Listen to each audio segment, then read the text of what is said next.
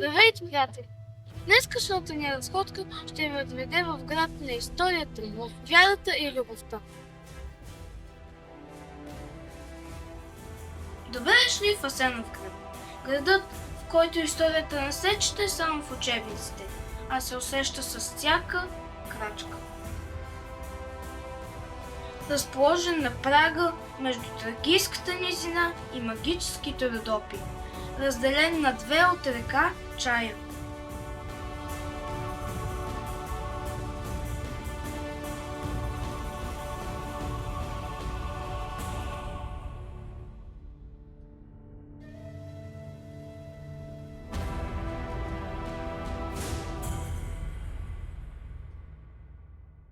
Асеновград е познат още като малкия Йерусалим, с десетките си храмове като Света Петка, Свети Кирик и Арополския манастир.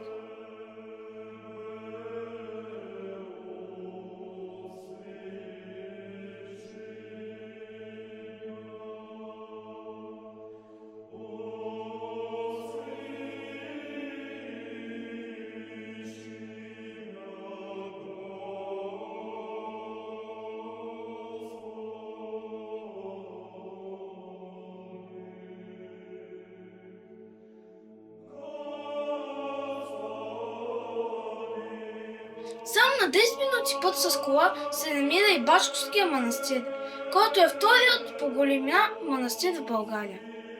За него ще ви разкажа в някои от следващите видеа. Не можеш да кажеш Асеновград без да споменеш Станимъшка Малага и Асеновградския Маврут. Винопроизводството тук е религия. Гъстото, тъмно и ароматно вино е прославило града далече зад границите на България.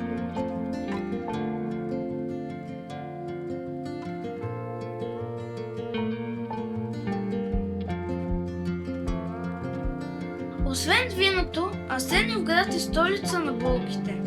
По централните улици ще откриете десетки магазини за булченски рокли.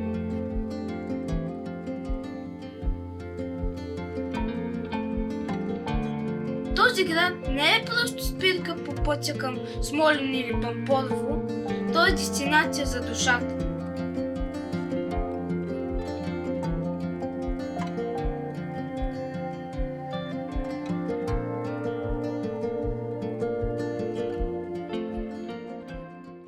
Асеновата крепост, разположена на скалист връх, тя е свидетел на възходи и падения.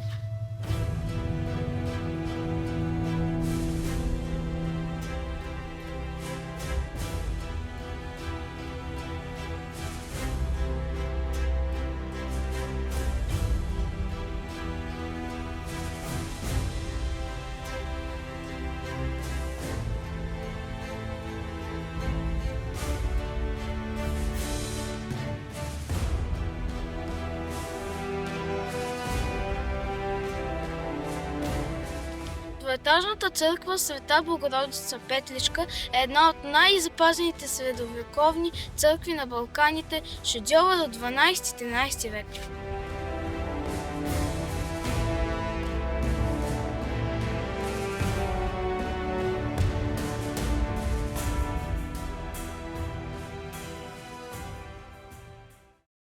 Независимо дали търсите история, чаш хубаво вино или рокля за своята сватба, Асеновград ще ви посрещне с отворени обятия.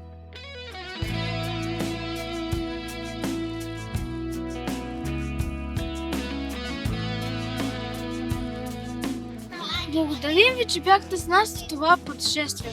А вие кога посетихте Асеновград? Чао!